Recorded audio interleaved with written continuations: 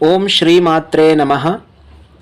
ಶ್ರೀಮಜ್ಜಗದ್ಗುರು ಶಂಕರಾಚಾರ್ಯರಿಂದ ರಚಿಸಲ್ಪಟ್ಟಂತಹ ಶ್ರೀ ಶ್ಯಾಮಲಾ ನವರತ್ನ ಮಾಲಿಕಾ ಎನ್ನುವಂತಹ ಸ್ತೋತ್ರದ ಅರ್ಥಚಿಂತನೆಯನ್ನು ಇಂದಿನಿಂದ ಪ್ರಾರಂಭ ಮಾಡ್ತಾ ಇದ್ದೀವಿ.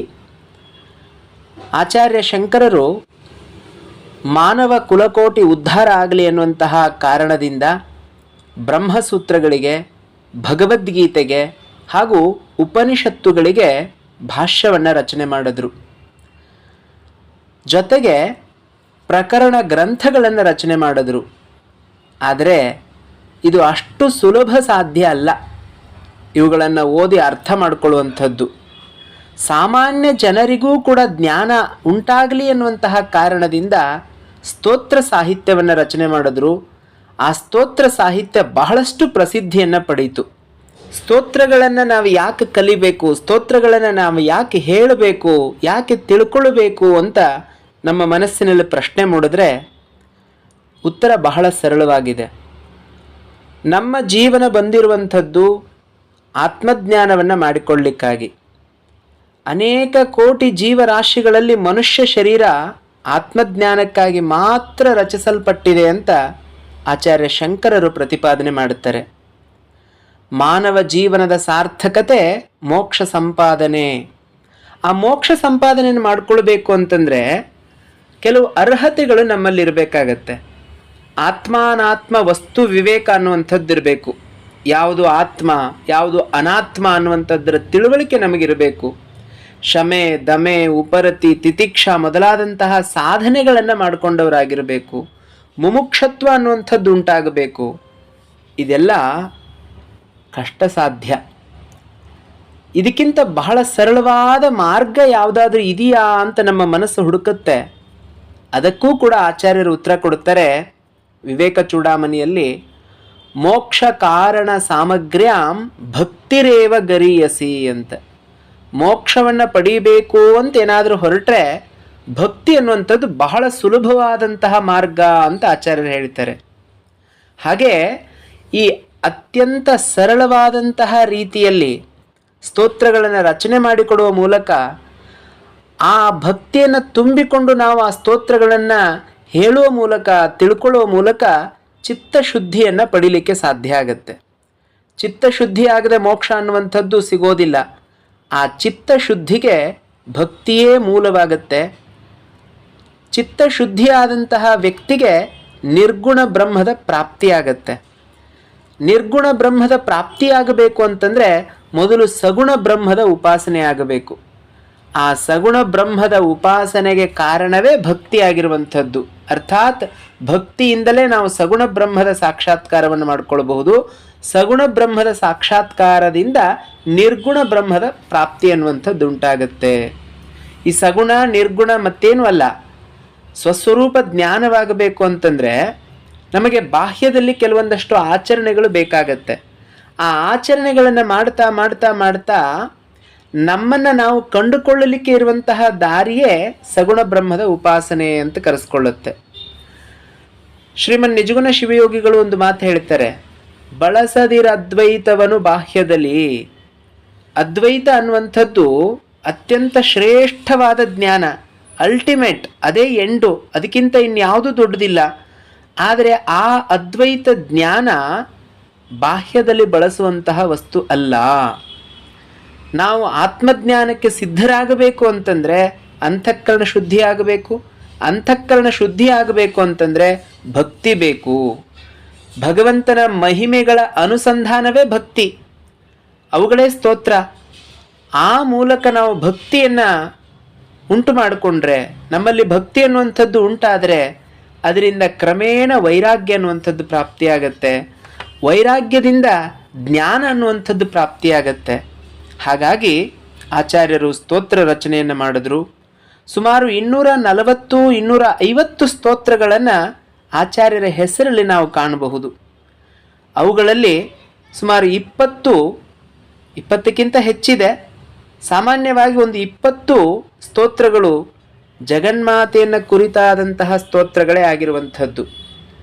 ಅವರು ಶಿವನ ಬಗ್ಗೆ ಬರೆದಿದ್ದಾರೆ, ವಿಷ್ಣುವಿನ ಬಗ್ಗೆ ಬರೆದಿದ್ದಾರೆ, ಗಣೇಶನ ಬಗ್ಗೆ ಬರೆದಿದ್ದಾರೆ. ಅದೇ ರೀತಿ ವಿಶೇಷವಾಗಿ ದೇವಿ ಸ್ತೋತ್ರಗಳನ್ನು ಆಚಾರ್ಯರು ರಚನೆ ಮಾಡಿಕೊಟ್ಟಿದ್ದಾರೆ. ಅವುಗಳಲ್ಲಿ ನಾವು ಈಗಾಗಲೇ ನೋಡ್ತಾ ಬಂದಿದ್ದೀವಿ. ಸೌಂದರ್ಯ ಲಹರಿ, ಆನಂದ ಲಹರಿ, ದೇವಿ ಭುಜಂಗ, ತ್ರಿಪುರ ಸುಂದರಿ ವೇದಪಾದ, ಮಾನಸ ಪೂಜಾ, ದೇವಿ ಚತುಷ್ಷಷ್ಟುಪಚಾರ ಪೂಜಾ, ತ್ರಿಪುರ ಸುಂದರಿ ಅಷ್ಟಕ, ಲಲಿತಾ ಪಂಚರತ್ನ, ಕಲ್ಯಾಣ ವೃಷ್ಟಿಸ್ತವ, 10ನೇದಾಗಿ ನವರತ್ನ ಮಾಲಿಕಾ. ಈಗ ನಾವು ವಿಚಾರ ಮಾಡಲಿಕ್ಕೆ ಹೋಗ್ತಾ ಇರುವಂತಹ ಸ್ತೋತ್ರ ಶ್ರೀ ಶ್ಯಾಮಲಾ ನವರತ್ನ ಮಾಲಿಕಾ ಸ್ತೋತ್ರ. ಅನಂತರ ಮಂತ್ರ ಮಾತೃಕಾ ಪುಷ್ಪಮಾಲಾ, ಗೌರಿ ದಶಕ, ಭವಾನಿ ಭುಜಂಗ ಸ್ತೋತ್ರ, ಕನಕಧಾರಾ ಸ್ತೋತ್ರ ಬಹಳ ಪ್ರಸಿದ್ಧವಾದಂತಹ ಸ್ತೋತ್ರ, ಮೀನಾಕ್ಷಿ ಪಂಚರತ್ನ ಸ್ತೋತ್ರ, ಭ್ರಮರಾಂಬಾಷ್ಟಕ, ಮೀನಾಕ್ಷಿ ಸ್ತೋತ್ರ, ಶಾರದಾ ಭುಜಂಗಾಷ್ಟಕ, ಹೀಗೆ ಅನೇಕ ದೇವಿಯನ್ನು ಕುರಿತು ರಚನೆ ಮಾಡಿದಂತಹ ಸ್ತೋತ್ರಗಳನ್ನು ನಾವು ಕಾಣ್ತೀವಿ. ಪ್ರಮುಖವಾದಂತಹ ವಿಚಾರಕ್ಕೆ ಬರೋಣ. ಇಂದು ನಾವು ನೋಡ್ತಾ ಇರುವಂಥದ್ದು ಶ್ರೀ ಶ್ಯಾಮಲಾ ನವರತ್ನ ಮಾಲಿಕಾ. ಇದರಲ್ಲಿ ಅನೇಕ ವಿಧಗಳಿದ್ದಾವೆ. ನಟೇಶ ನವರತ್ನ ಮಾಲಿಕಾ ಸ್ತೋತ್ರ ಅಂತ ಒಂದಿದೆ, ನವರತ್ನ ಮಾಲಿಕಾ ಅನ್ನುವಂಥದ್ದು ಒಂದಿದೆ, ನವರತ್ನ ಮಾಲಾ ಅನ್ನುವಂಥದ್ದು ಕಾಳಿದಾಸರಿಂದ ರಚನೆಯಾದಂತಹ ಸ್ತೋತ್ರ ಒಂದಿದೆ. ಶ್ಯಾಮಲಾ ನವರತ್ನ ಮಾಲಿಕಾ ಸ್ತೋತ್ರ ಆಚಾರ್ಯ ಶಂಕರರಿಂದ ರಚಿಸಲ್ಪಟ್ಟಿರುವಂಥದ್ದು ಅಂತ ವಿದ್ವಾಂಸರ ಮತ. ವೆಂಕಟೇಶ ನವರತ್ನ ಮಾಲಿಕಾ ಸ್ತೋತ್ರ ಅಂತಿದೆ. ಹೀಗೆ ಹಲವಾರು ಮಾಲಿಕಾ ಸ್ತೋತ್ರಗಳನ್ನು ನಾವು ನೋಡ್ತೀವಿ. ಶ್ರೀ ಶ್ಯಾಮಲಾ ನವರತ್ನ ಮಾಲಿಕಾ ಅಂತಂದರೆ ಏನು ಅಂತ ತಿಳ್ಕೊಳ್ಳೋದಾದರೆ, ಶ್ರೀ ಅನ್ನುವಂಥದ್ದು ಗೌರವಾರ್ಥವಾಗಿರುವಂಥದ್ದು ಹಾಗೂ 6 ಅರ್ಥಗಳನ್ನು ಉಳ್ಳಂತಹ ಈ ಒಂದು ಅಕ್ಷರ, ಇದನ್ನು ಶಬ್ದ ಅಂತ ಕೂಡ ನಾವು ಕರೀಬಹುದು. ಶ್ರೀ ಅನ್ನುವಂಥದ್ದು.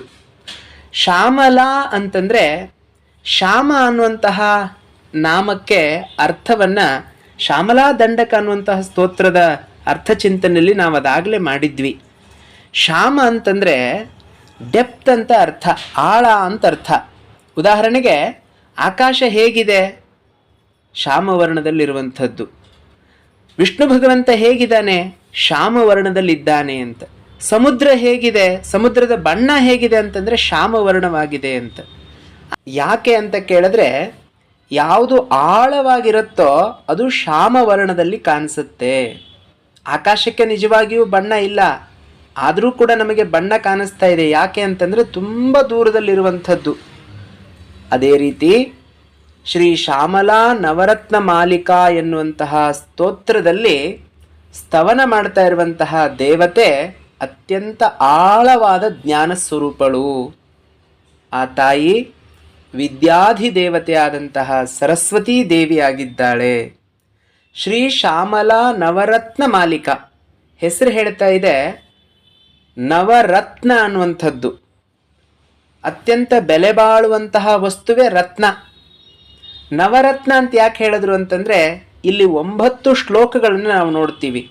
ಒಂದೊಂದು ಶ್ಲೋಕ ಒಂದೊಂದು ರತ್ನಕ್ಕೆ ಸಮವಾಗಿರುವಂಥವುಗಳು. ಹಾಗಾಗಿ ಇದರ ಹೆಸರು ನವರತ್ನ ಮಾಲಿಕಾ. ಮಾಲಿಕಾ ಅಂತಂದರೆ ಮಾಲೆ. ಶ್ಯಾಮಲಾ ಎನ್ನುವಂತಹ ಶಬ್ದದ ಅರ್ಥ ಜ್ಞಾನ ಸ್ವರೂಪಳು ಅಂತ ಅರ್ಥ ಆಗತ್ತೆ. ಗಾಢವಾದ ಜ್ಞಾನ ಸ್ವರೂಪಳು. ಆ ಗಾಢವಾದ ಆಳವಾದ ಜ್ಞಾನ ಸ್ವರೂಪದ ವರ್ಣನೆ 9 ಶ್ಲೋಕಗಳಲ್ಲಿ ಮಾಡಲ್ಪಟ್ಟಿದ್ದರಿಂದ ಶ್ಯಾಮಲಾ ನವರತ್ನ ಮಾಲಿಕಾ ಅನ್ನುವಂಥದ್ದು ಈ ಸ್ತೋತ್ರದ ಹೆಸರು. ಆಚಾರ್ಯ ಶಂಕರರು ತಮ್ಮ ಕವಿ ಹೃದಯದ ಮೂಲಕ ಈ ಸ್ತೋತ್ರವನ್ನು ರಚನೆ ಮಾಡುತ್ತಾರೆ. ಸ್ತೋತ್ರದಲ್ಲಿ ಜಗನ್ಮಾತೆಯನ್ನು ತನ್ನ ತಾಯಿ ಅಂತ ವರ್ಣನೆ ಮಾಡ್ತಾ ಇರೋದ್ರಿಂದ ಇಲ್ಲಿ ಬರುವಂತಹ ಕೆಲವು ಶಬ್ದಗಳಿಗೆ ವಿಪರೀತ ಅರ್ಥವನ್ನು ನಾವು ಭಾವನೆ ಮಾಡ್ಕೊಳ್ಳೋಕೆ ಹೋಗಬಾರ್ದು. ಉದಾಹರಣೆಗೆ ಧ್ಯಾನ ಶ್ಲೋಕದಲ್ಲಿ ಪ್ರಾರಂಭ ಆಗತ್ತೆ, ಕುಚಾಂಚಿತ ವಿಪಂಚಿಕಾಂ. ತನ್ನ ಎದೆಗೆ ವೀಣೆಯನ್ನು ಒತ್ತಿ ಹಿಡಿದಿದ್ದಾಳೆ ಜಗನ್ಮಾತೆ. ಕುಚ ಎನ್ನುವಂತಹ ಶಬ್ದಕ್ಕೆ ಸ್ತನ ಅನ್ನುವಂತಹ ಅರ್ಥ. ನಾವು ನೇರವಾದಂಥ ಅರ್ಥದ ಮೂಲಕ ವಿಚಾರ ಮಾಡಿದಾಗ ಆಚಾರ್ಯರು ಸನ್ಯಾಸಿಗಳು ಅವರು ಯಾಕೆ ಹೀಗೆ ರಚನೆ ಮಾಡಿದ್ರು ಅಂತ ಅನಿಸಬಹುದು. ಆದರೆ ಇದು ಕವಿ ಹೃದಯದ ವರ್ಣನೆ. ಆ ಶ್ಯಾಮಲಾದೇವಿ ತನ್ನ ಸ್ತನಕ್ಕೆ ತಾಗುವ ಹಾಗೆ ವೀಣೆಯನ್ನು ಹಿಡಿದುಕೊಂಡಿದ್ದಾಳೆ ಎನ್ನುವಲ್ಲಿ ನಮಗೆ ತಾಯಿ ಭಾವ ಅನ್ನುವಂಥದ್ದು ಇರಬೇಕು. ಅನಂತರ ಈ ಧ್ಯಾನ ಶ್ಲೋಕದ ಅರ್ಥಚಿಂತನೆಯನ್ನು ನಾವು ತಿಳಿಯೋಣ. ಕುಚಾಂಚಿತ ವಿಪಂಚಿಕಾಂ ಕುಟಿಲಕುಂತಲಾಲಂಕೃತಾಂ ಕುಶೇಷಯ ನಿವೇಶಿನೀಂ ಕುಟಿಲಚಿತ್ತ ವಿದ್ವೇಷಿಣೀಂ ಮದಾಲಸಗತಿಪ್ರಿಯಾಂ ಮನಸಿ ಜಾರಿ ರಾಜ್ಯಶ್ರಿಯಂ ಮತಂಗಕುಲಕನ್ಯಕಾಂ ಮಧುರಭಾಷಿಣೀಮಾಶ್ರಯೇ. ಇದು ಧ್ಯಾನ ಶ್ಲೋಕ, 1ನೇ ಶ್ಲೋಕ. ಮತಂಗ ಕುಲ ಕನ್ಯಕಾಂ. ಮತಂಗ ಕುಲ ಅಂತಂದರೆ ಮತಂಗ ಮಹರ್ಷಿಗಳ ಮಗಳಾಗಿ ಶ್ಯಾಮಲಾದೇವಿ ತನ್ನ ಅವತಾರವನ್ನು ಧಾರಣೆ ಮಾಡುವಂಥವಳಾಗ್ತಾಳೆ. ಆ ಮತಂಗ ಮುನಿಯ ವಂಶದಲ್ಲಿ ಹುಟ್ಟಿದಂತಹ ಕನ್ಯೆ ಮಧುರ ಭಾಷಿಣಿ, ಅತ್ಯಂತ ಸುಂದರವಾಗಿ ಮಾತನಾಡುವಂಥವಳು. ಅಂತಹ ಶ್ಯಾಮಲಾದೇವಿಗೆ ಶರಣಾಗತನಾಗ್ತಾ ಇದ್ದೀನಿ ಎನ್ನುವಂಥದ್ದು ಧ್ಯಾನ ಶ್ಲೋಕದಲ್ಲಿ ನಾವು ಕಾಣುವಂಥದ್ದು. ಹಾಗೆ ಆ ಜಗನ್ಮಾತೆ ಹೇಗಿದ್ದಾಳೆ ಅನ್ನುವಂಥದ್ದನ್ನು ವರ್ಣನೆ ಮಾಡ್ತಾರೆ ಆಚಾರ್ಯರು. ಕುಟಿಲ ಕುಂತಲಾಲಂಕೃತಾಂ, ಗುಂಗುರು ಕೂದಲುಗಳನ್ನು ಹೊಂದಿದಂಥವಳು ಅಂತ. ಗುಂಗುರು ಕೂದಲು ಅದು ಸೌಂದರ್ಯದ ಸಂಕೇತ. ಅವುಗಳಿಂದ ಅಲಂಕೃತವಾದಂತಹ ಮುಖ ಕಮಲವನ್ನು ಹೊಂದಿದವಳು ಅಂತ ಅರ್ಥ ಮಾಡ್ಕೊಳ್ಬೇಕು. ಆ ದೇವಿ ಕಮಲವಾಸಿನಿ ಆದವಳು, ಕಮಲದ ಮೇಲೆ ಕುಳಿತಿದ್ದಾಳೆ. ಕುಶೇಷಯ ನಿವೇಶಿನೀಂ. ಮತ್ತು ಆ ಜಗನ್ಮಾತೆಯ ವಿಶೇಷತೆ ಏನು ಅಂತಂದರೆ ಕುಟಿಲ ಚಿತ್ತ ವಿದ್ವೇಷಿಣೀಂ. ಕುಟಿಲ ಚಿತ್ತ, ಕುಟಿಲ ಚಿತ್ತ ಅಂತಂದರೆ ಯಾರು ಕುಟಿಲ ಬುದ್ಧಿಯನ್ನು ಹೊಂದಿರ್ತಾರೋ ಅಂಥವರನ್ನು ದ್ವೇಷಿಸತಕ್ಕಳಾಗಿದ್ದಾಳೆ ಆ ಜಗನ್ಮಾತೆ. ಇಲ್ಲಿ ಅಲಂಕಾರವನ್ನು ನಾವು ನೋಡ್ತಾ ಇದ್ದೀವಿ. ಮದಾಲಸ ಗತಿಪ್ರಿಯಾಂ, ಕವಿ ಹೃದಯ ಇದು. ಮದಾಲಸ ಗತಿಪ್ರಿಯಾಂ, ಆ ತಾಯಿ ನಡ್ಕೊಂಡು ಹೋಗ್ತಾ ಇದ್ದರೆ ಅತ್ಯಂತ ಸುಂದರವಾಗಿ ಕಾಣಿಸುತ್ತಂತೆ. ಆ ನಡಿಗೆಯನ್ನು ಅವಳು ಇಷ್ಟಪಡ್ತಾಳಂತೆ. ಮನಸಿ ಜಾರಿ ರಾಜ್ಯಶ್ರಿಯಂ, ಆ ತಾಯಿ ಆ ಮನಸಿಜ ಅರಿ, ಮನಸಿಜ ಅಂತಂದರೆ ಮನ್ಮಥ, ಮನ್ಮಥನ ಶತ್ರು ಯಾರು ಅಂತಂದರೆ ಶಿವ. ಆ ಶಿವನ ರಾಜ್ಯಶ್ರೀಯಂ, ರಾಜ್ಯಶ್ರೀಯವಳು, ಮಹಾಲಕ್ಷ್ಮಿಯವಳು ಶಿವನ ಪತ್ನಿಯಾಗಿದ್ದಾಳೆ ಅಂತ ಅರ್ಥ.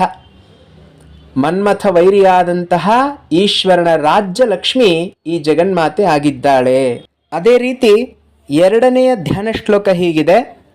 ಕುಂದ ಮುಕುಲಾಗ್ರದಂತಾಂ ಕುಂಕುಮ ಪಂಕೇನ ಲಿಪ್ತ ಕುಚಭಾರಾಂ ಆನೀಲ ನೀಲದೇಹಾಂ ಅಂಬಾಂ ಅಖಿಲಾಂಡ ನಾಯಿಕಾಂ ವಂದೇ. ಅಂಬಾಂ ಅಖಿಲಾಂಡ ನಾಯಿಕಾಂ ವಂದೇ. ವಂದೇ ಅಂತಂದರೆ ನಮಸ್ಕರಿಸ್ತಾ ಇದ್ದೀನಿ. ಅಖಿಲಾಂಡ ನಾಯಿಕಾಂ, ಈ ಇಡೀ ಬ್ರಹ್ಮಾಂಡಕ್ಕೆ ಜಗನ್ಮಾತೆಯೇ ಈಶ್ವರಿ. ಅಂತಹ ತಾಯಿ ಅಂಬಾಂ, ಅವಳು ನನ್ನ ತಾಯಿಯಾದವಳು. ಅಂಬಾ ಅಂತಂದರೆ ಅಮ್ಮ ಅಂತ ಅರ್ಥ. ಆ ನೀಲ ದೇಹಾಂ, ಆ ತಾಯಿಯ ವರ್ಣನೆಯನ್ನು ಆಚಾರ್ಯರು ಮಾಡ್ತಾರೆ. ಹೇಗಿದ್ದಾಳೆ ಅಂತಂದರೆ ಕುಂದ ಮುಕುಲಾಗ್ರದಂತಾಂ, ಆ ತಾಯಿಯ ಹಲ್ಲುಗಳ ವರ್ಣನೆಯನ್ನು ಮಾಡ್ತಾರೆ. ಕುಂದ ಮುಕುಲ ಅಗ್ರ ಅಂತಂದರೆ ಮಲ್ಲಿಗೆಯ ಮೊಗ್ಗಿನ ತುದಿಯ ಹಾಗೆ ದಂತ ಪಂಕ್ತಿಯನ್ನು ಉಳ್ಳವಳು. ಹಾಗೆ ಮುಂದುವರೆದು ವರ್ಣನೆಯನ್ನು ಮಾಡ್ತಾರೆ. ಕುಂಕುಮ ಪಂಕೇನ ಲಿಪ್ತ ಕುಚಭಾರಾಂ, ಆ ಜಗನ್ಮಾತೆ ತನ್ನ ಎದೆಗೆ ಕುಂಕುಮ ಕೇಸರಿಯ ಗಂಧವನ್ನು ಎಳೆದು ಬೆಳೆದುಕೊಂಡಿರುವಂಥವಳಾಗಿದ್ದಾಳೆ. ಹಾಗೆ ಎಣ್ಣೆಗಪ್ಪಿನ ಅಂದರೆ ಸ್ವಲ್ಪ ಕಪ್ಪಾದಂತಹ ದೇಹವನ್ನು ಹೊಂದಿದಂತಹ ಅಖಿಲಾಂಡ ಬ್ರಹ್ಮಾಂಡಕ್ಕೆ ಒಡತಿಯಾದಂತಹ ಆ ನನ್ನ ತಾಯಿ ಶ್ಯಾಮಲಿಗೆ ನಮಸ್ಕಾರವನ್ನು ಮಾಡ್ತಾ ಇದ್ದೀನಿ ಅಂತ ಆಚಾರ್ಯರು ಹೇಳ್ತಾರೆ. ಆ ನೀಲ ದೇಹಾಂ, ನೀಲ ದೇಹಾಂ ಅಂತಂದರೆ ಸ್ವಲ್ಪ ಕಪ್ಪಾಗಿರುವಂತಹ ದೇಹವನ್ನು ಹೊಂದಿದಂಥವಳು. ಅಂಬಾಂ ಅಖಿಲಾಂಡ ನಾಯಿಕಾಂ ವಂದೇ ಅಂತ ಆಚಾರ್ಯರು ಶ್ಯಾಮಲಾ ನವರತ್ನ ಮಾಲಿಕಾ ಧ್ಯಾನ ಶ್ಲೋಕವನ್ನು ರಚನೆ ಮಾಡಿದ್ದಾರೆ. ನಾಳೆಯಿಂದ ಸ್ತೋತ್ರಗಳ ಅರ್ಥ ಚಿಂತನೆಯನ್ನು ಒಂದೊಂದಾಗಿ ತಿಳಿಯುವಂತಹ ಪ್ರಯತ್ನ ಮಾಡೋಣ. ಧನ್ಯವಾದಗಳು.